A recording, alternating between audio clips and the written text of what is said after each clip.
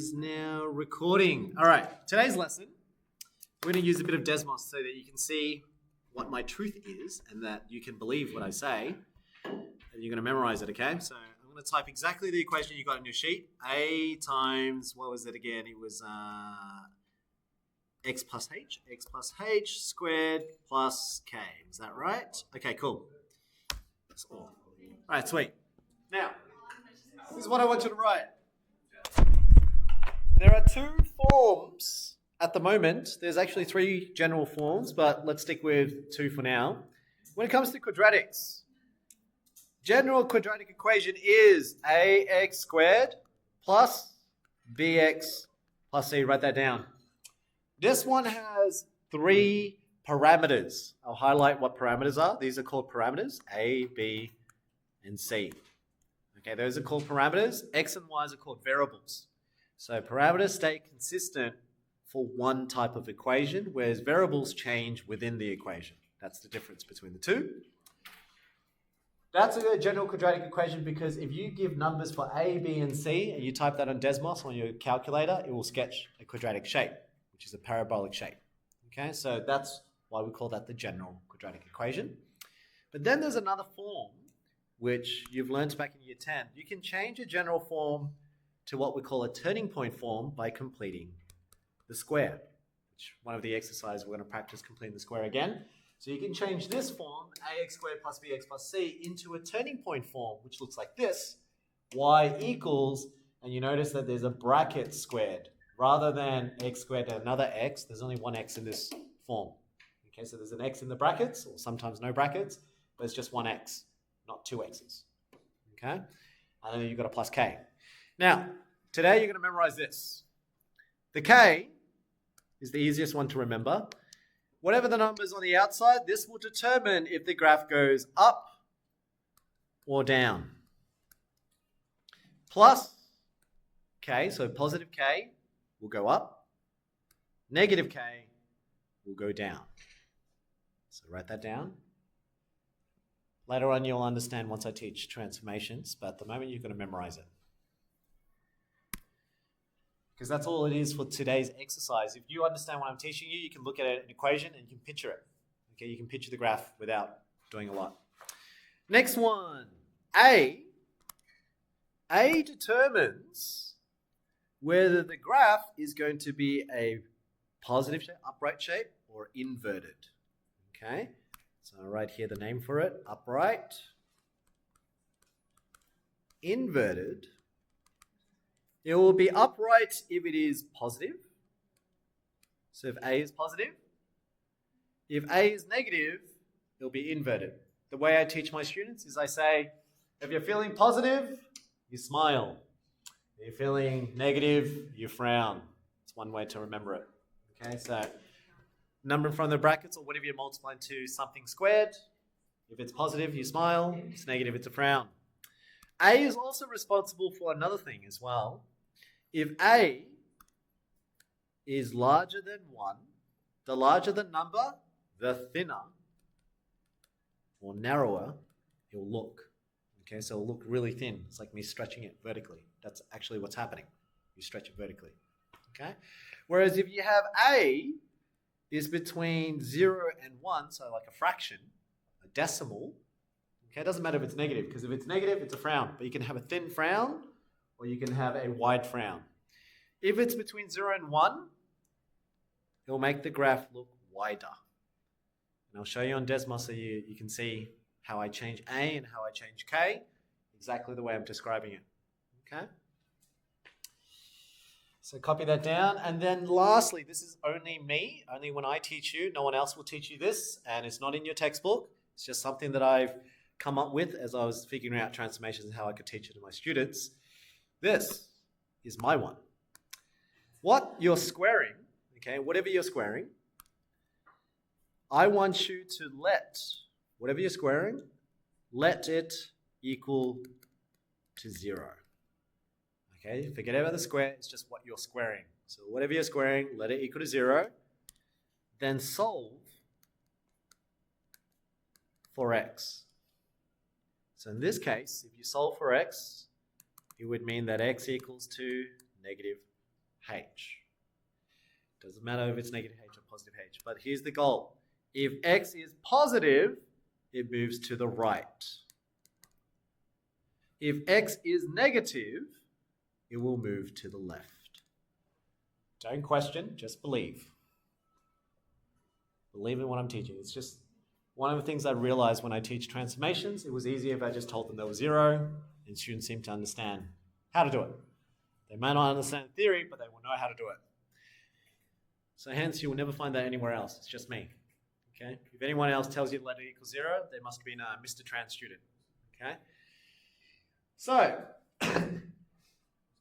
whatever you're squaring will determine if it goes left and right. Whatever's outside of the square that you add or subtract will determine it goes up and down. And then whatever you're multiplying to whatever you're squaring will determine whether it gets thinner or wider, positive or negative. That's essentially what these things are. Okay? So let's have a look. I'm going to show you on Desmos to prove my point. After you've copied those things and you're going to memorize it. Here's my example. So I told you before, K. What's K responsible for again? What does K do? Up and down. So here's my K letter. K is currently 1. I'm going to press play on K, and you can see what happens. Oh, wait. Why isn't that working? What's happening? Oh, that should work. I don't know what happened there. Let's do it again. Oh, where's it going up? Oh, it's because my axes. That's right. Oh, I just wasted my time. All right, let's do it again.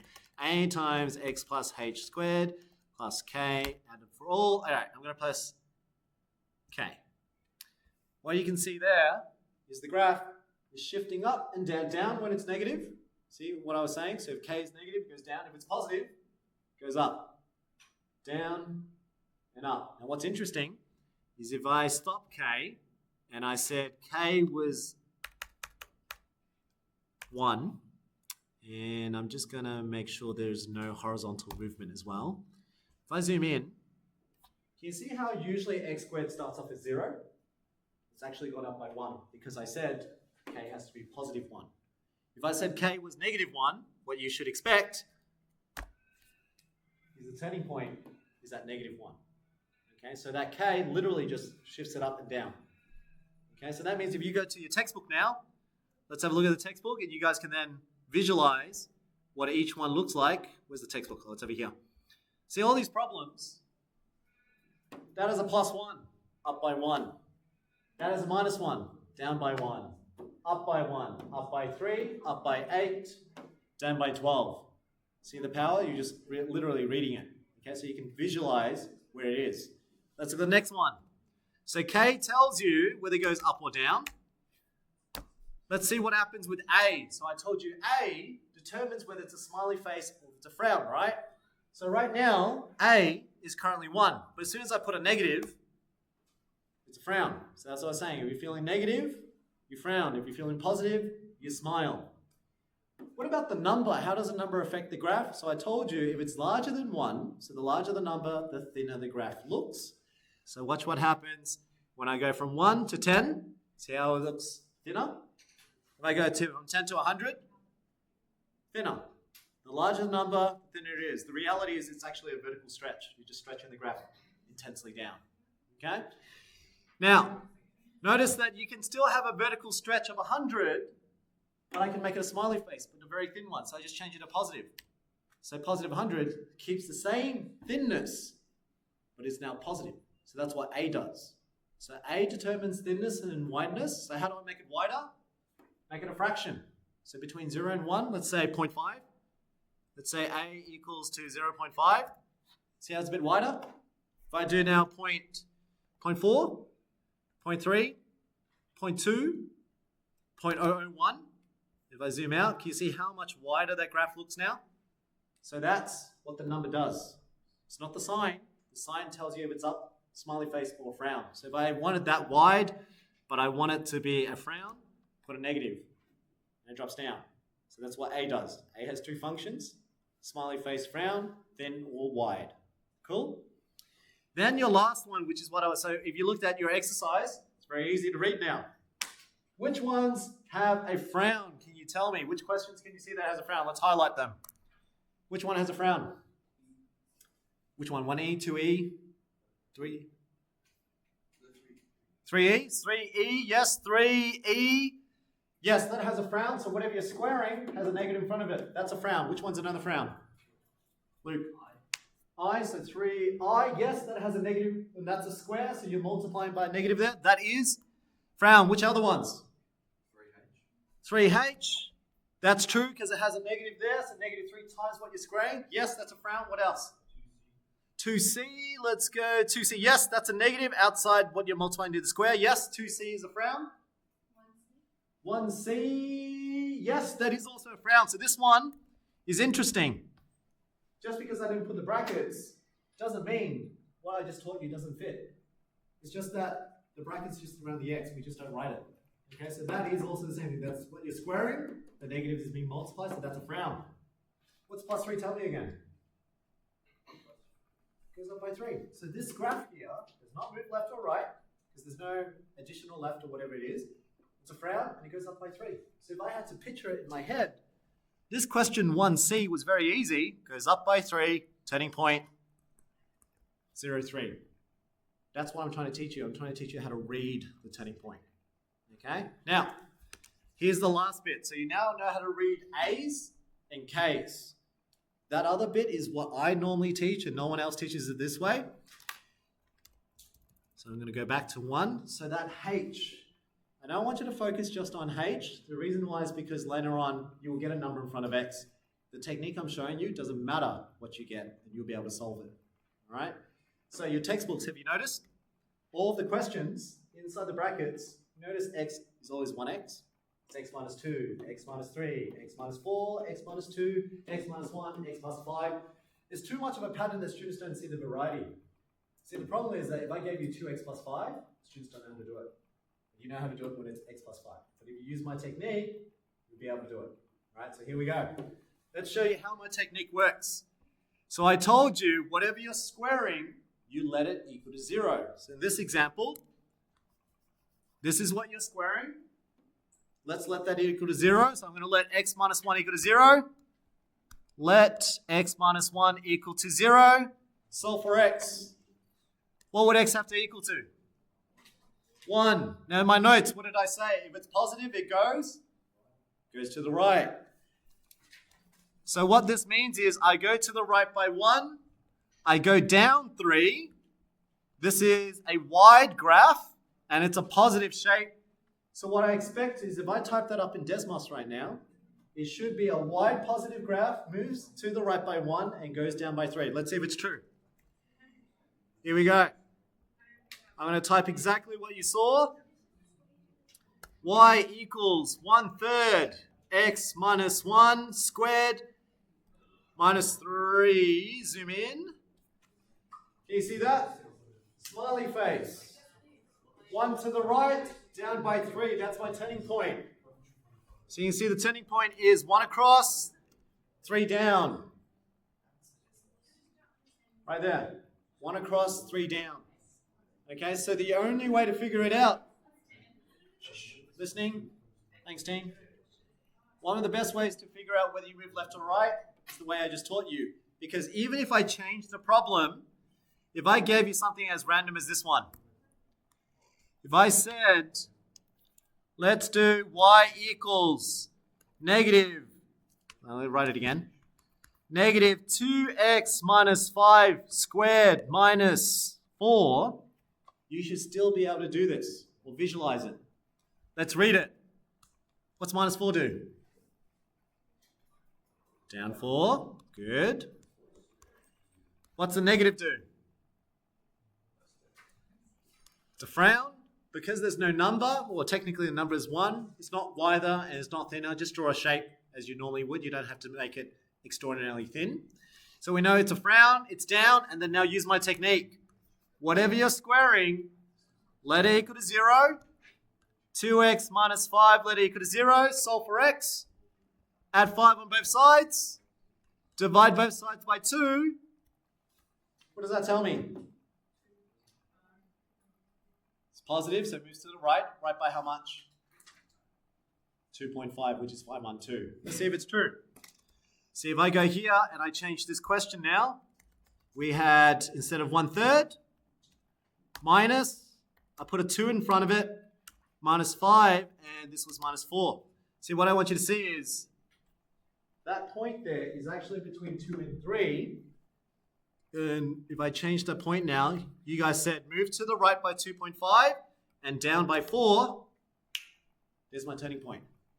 So if you can read the turning point form and you use the technique I just gave you, none of your textbook questions will have a number in front of x. But even if it does now, using my technique, you will be able to do it. Okay? And that's what I mean, that doesn't matter what you get. And later on, once you get good at this, and I teach you transformations, you can use the same skills for exponential graphs, sine graphs, cos graphs. It all follows the same thing. Okay, the number on the outside determines up and down.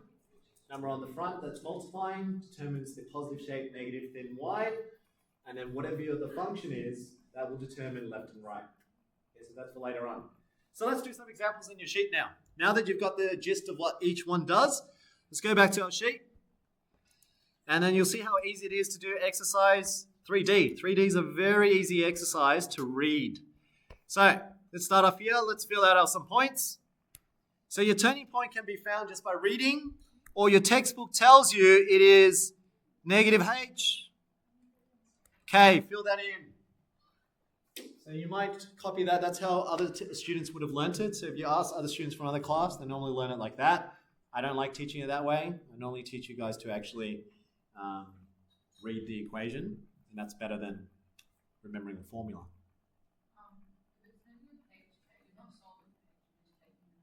Yeah.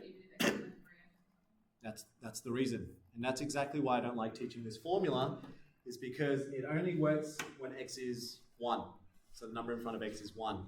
As soon as I make it 2x plus 5, that's what every other class who's learnt it this way will get it wrong. Whereas you guys, you learnt it my way, you won't get it wrong. Okay, so that's the difference. This formula is an assumption that we don't have a number in front of x. That's how you're meant to do it. If we do it like this, like use that formula, but if it's a number like in front of x, just like to solve it, like 5/2. You could. Whatever way, as long as you get it right. Yeah. All right, and then axis of symmetry. Now, if you didn't know what axis of symmetry is, when you draw a parabola is symmetrical. The line that cuts it in half is called the axis of symmetry. And usually, that equation, that vertical line, is just the x coordinate of your turning point. So your turning point has an x and a y coordinate. To draw a vertical line, it's just x equals to whatever that x coordinate of turning point is. So really, it's x equals to negative h. You can copy that down. Okay? So this is just the notes and details. Let's do some examples now so you see how we sketch just learning how to read an equation. Here we go. Let's look at this one. So hopefully looking at this one feels really easy. Let's have a look. It says sketch the following quadratic labeling the axis symmetry, turning point, and the y-intercept and x-intercept. Let's go. Numafi, what's minus 9 do? Down by 9. Good. Luke, is it a smiley shape or is it a frown shape? It is smiley because it's positive. So it's smiley shape. Very good. Is it thin or wide, Anthony? It's just normal. Very good. So don't draw it any more thinner or wider. Just draw a normal shape. Then, here's the tricky part. Does it move left or right? Can I please have... Let's go, Sion. Right. Moves to the right. Very good. So here, using my technique, let x minus 4 equal to 0. Solve for x. Equals positive 4. So it moves to the right by 4. So if you have to picture this, it always starts off at 0, moves to the right by 4, goes down by 9. So negative 9. So here's my turning point. And then you told me it's a smiley shape. That's roughly what the shape looks like. What's the problem? I don't know what the y-intercept and x-intercept is. So it could look like this. It could look like this. It could look like that. I have no idea. So this is why you have to work out the y-intercept and x-intercept to figure out where it should be. The easiest one to figure out first is your y-intercept. So let's go. How do you find the y-intercept again? What do you have to do? That's right. We always know that x is always equal to 0. So let x equal 0. So here's your equation. You've got y equals bracket x minus 4 squared minus 9. You're going to let y equal to 0. And you're going to solve for x. So here we go. X minus 4 squared minus 9 up to this step. You have two options. You can factorize, like what you did in 3b and 3c. That's a difference in perfect squares problem. Something squared minus. And you can change that to a square. Or, the way I like to do it, inverse operations. Wait, so we solve for the y-intercept. Y-intercept. So when you want to find y-intercept, you let x equal to 0.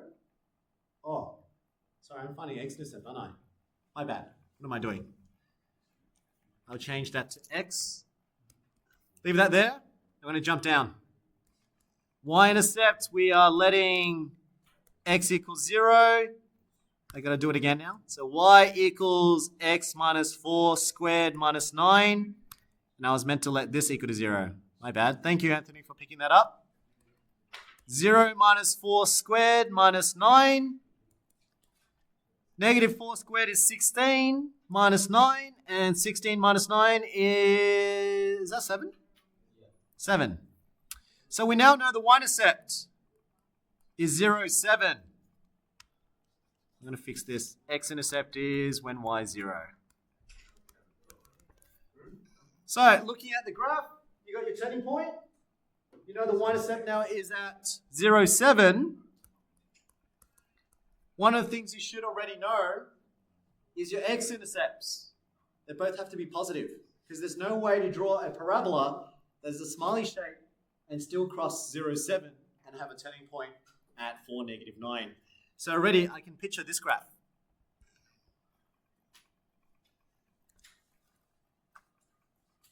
I just don't have the x-intercepts. But finding the y-intercept can determine your shape. There was no way that you can have a negative x-intercept and then come back and touch a y-intercept. So this has to be the shape. So you got most of it. That's normally a 3-mark question. Your 3 marks come from shape, which is 1 mark. Turning point, 2 marks. Axis intercepts, correct, that's 3 marks. So you need both y-intercept and x-intercept to be correct to get a 3 mark. So you're 2.5 marks in. Now it's just about you solving this step. So now I'm finding x-intercept, let y equal to 0. Up to this step, it's up to you how you want to solve it. You can use 3b and 3c, factorized by difference of perfect squares, and null factor law, or the way I like to do it, inverse operations. How do we do inverse operations? What you did in year 7, opposite of minus 9, plus 9. Add 9 on both sides. 9 cancels out. 9 equals bracket x minus 4 squared. What's the opposite of squaring? Square root. Now there's one thing you have to be careful when you square root. What happens when you square root? What's square root of 9? Good. There's a plus minus 3. It's not just 3. When you square root, there is a plus and a minus because you can square a negative 3 to get 9, or you can square a positive 3 to get 9 as well. So you get 2 answers, which makes sense because your x-intercept was meant to have 2 x-intercepts based on the graph that we saw. So from here, how do you solve for x? Add 4 on both sides. Negative 4 cancels out. So that tells me x must equal to either positive 4 plus 3 or positive 4 minus 3. That's what that means. Positive 4 plus 3, positive 4 take away 3. Okay, so you've got 2 scenarios there. So what's my x-intercepts? It could either be at 7 or 1.